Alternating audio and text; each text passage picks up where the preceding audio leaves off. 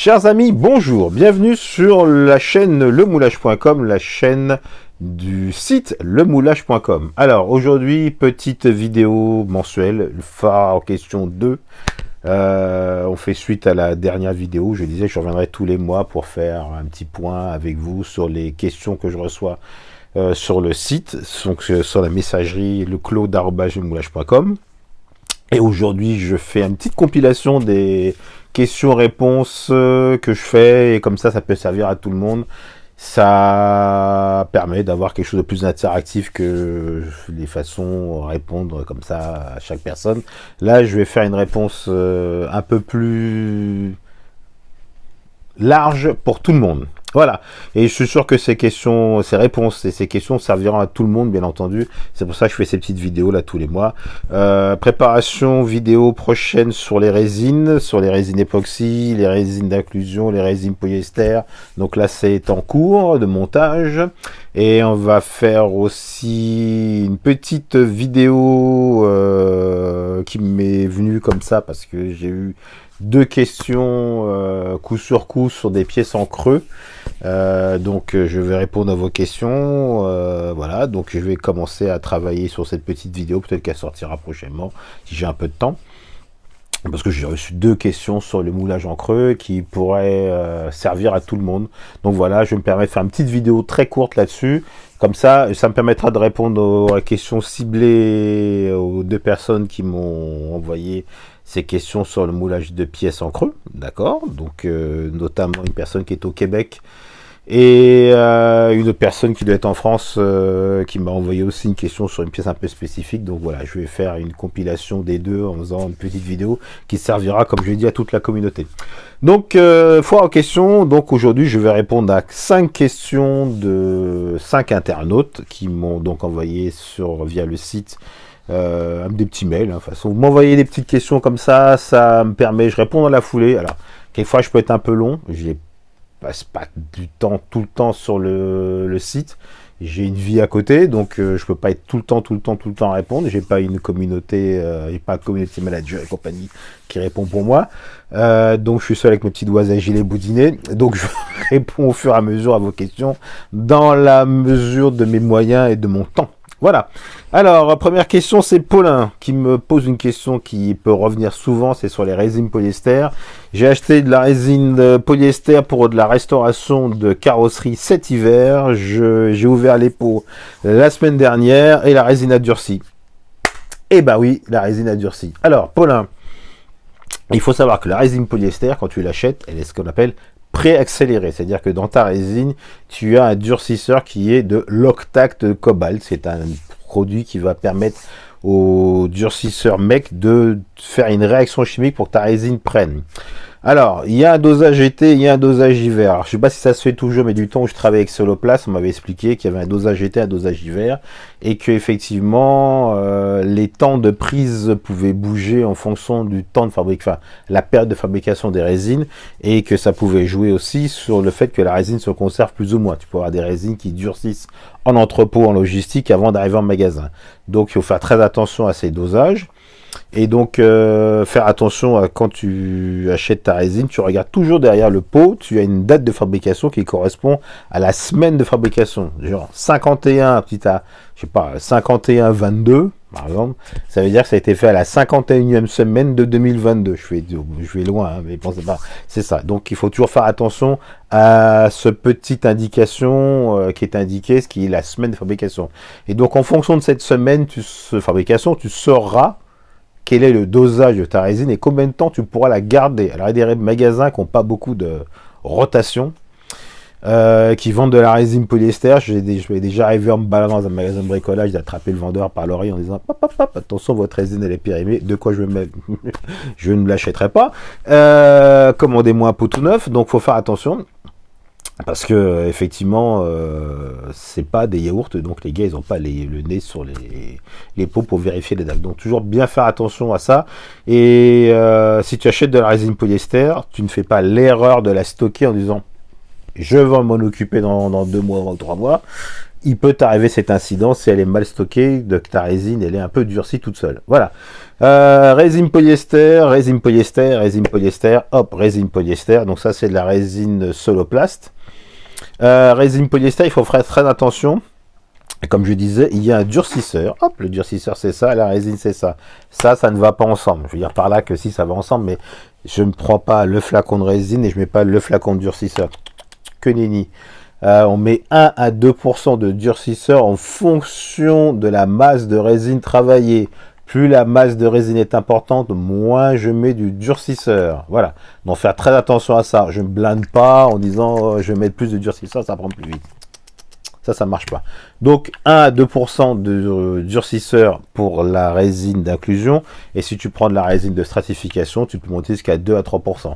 Mais attention, il faut faire attention à la température, il faut faire attention à la masse de résine travaillée. Voilà, donc ça c'était la résine polyester Paulin. Donc faire très attention à la date à laquelle tu achètes ta résine, quand tu vas l'utiliser, le taux de durcisseur que tu vas mettre.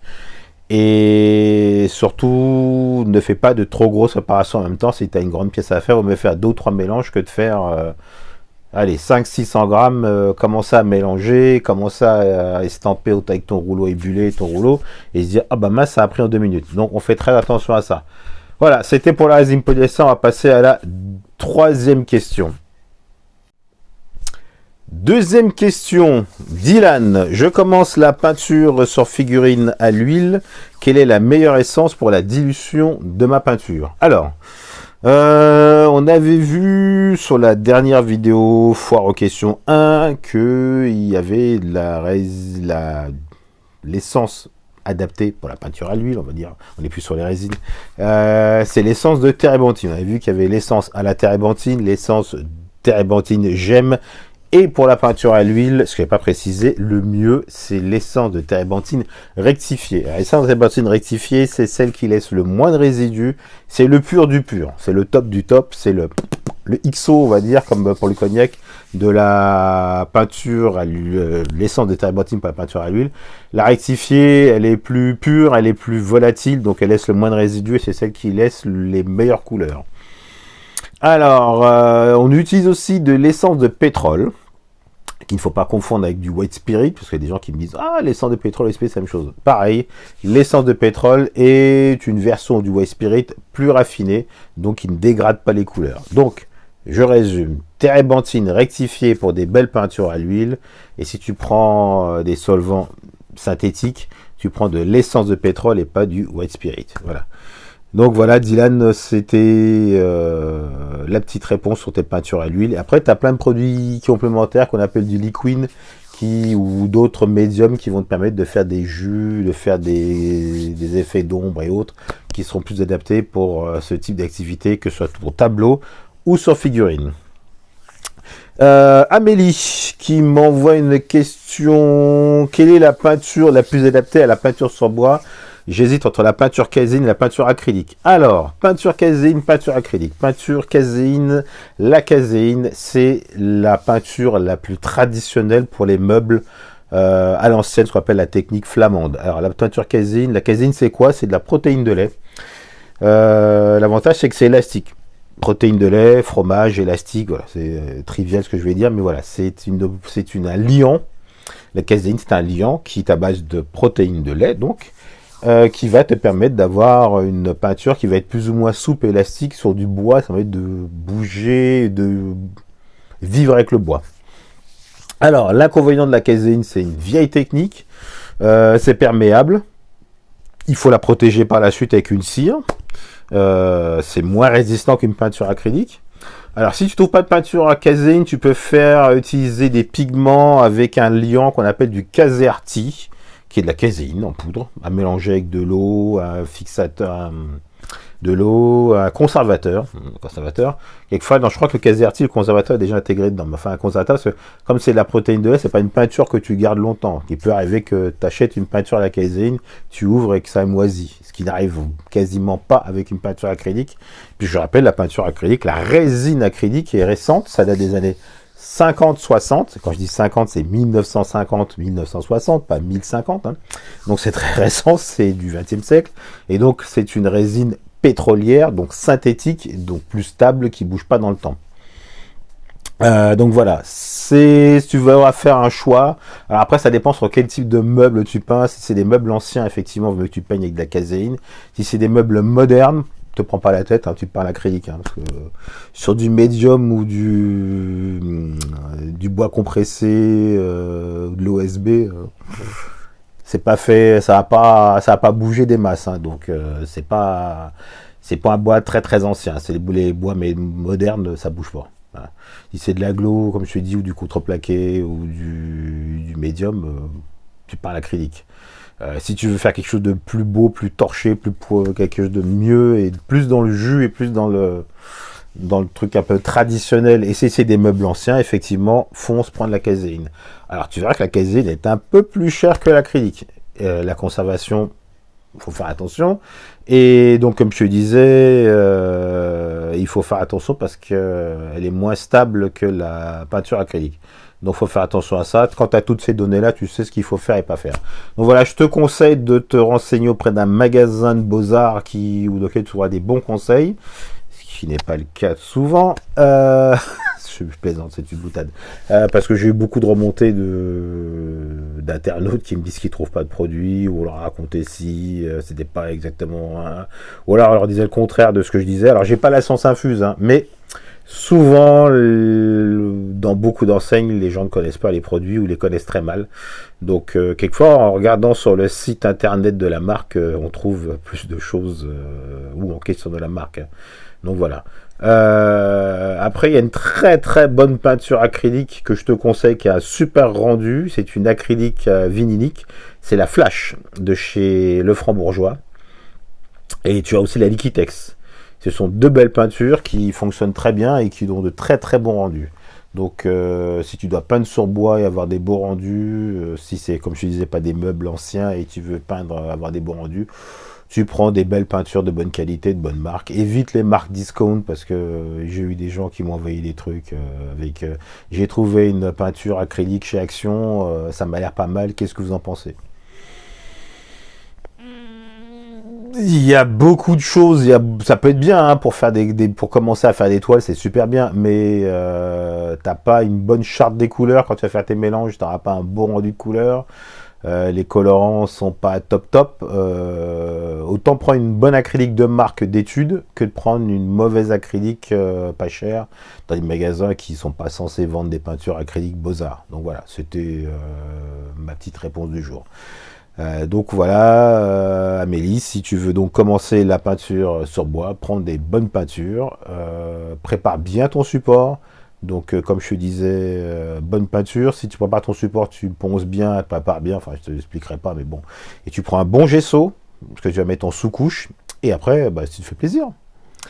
Alain, quelle est la résine la plus précise? La résine la plus précise. Moi, je te dirais que c'est la résine époxy. Alors, la résine époxy, parce que faible retrait. C'est la résine qui a le taux de retrait le plus faible dans les résines que je connaisse. Après, il y a peut-être d'autres résines. Hein. J'ai pas la science infuse de toutes les résines qui existent. Mais la résine époxy, c'est celle qui a le moins de retrait. C'est pour te donner un exemple très simple. La colle la plus solide et qui a le moins de retrait pour un meilleur collage, c'est l'araldite. L'araldite, c'est de l'époxy. Voilà. Donc l'époxy, c'est la résine qui a le moins de retrait. Alors l'époxy, tu en as de toutes les marques, tu en as de tout type, tu en as des très durs, tu en as des semi-souples, tu en as des transparentes, tu en as des opaques, tu en as des qui sont jaunâtres, t'as tout. Moi, je ne sais pas de conseils de marque à te donner, tu te fais un peu ton opinion. Je travaille depuis très longtemps avec les résines époxy chez Soloplast, la R123, parce que la R123, j'ai utilisé pour plein de choses. J'ai fait plein de choses avec, j'ai fait des stratifications, j'ai fait des décors d'aquarium, j'ai fait des coulées en résine, j'utilise toujours pour mes pièces, je fais des coulées en résine avec de la R123. Pour moi, c'est le top, je la connais bien, ça fait plus de 30 ans que je la connais. Et donc, top pour moi. Donc, la R123, résine époxy chez Soloplast, pas de placement produit, mais bon, je l'ai sous la main. Hein. C'est simple, hein, c'est 2 tiers de résine, nature durcisseur. 2 tiers, 1 tiers, dosage facile, pas d'odeur. Toxicité de la résine époxy. C'est pas parce qu'elle sent pas qu'il faut pas faire attention. Je veux dire par là que si tu fais 10 kilos de résine pendant 10 ans tous les jours, c'est pas bon pour la santé. Si tu en fais une fois de temps en temps dans une pièce aérée, il n'y a pas de problème. C'est comme la résine polyester. La résine polyester, comme je disais tout à l'heure, très bien la résine polyester, ça pue. Ça pue, ça pue, ça pue.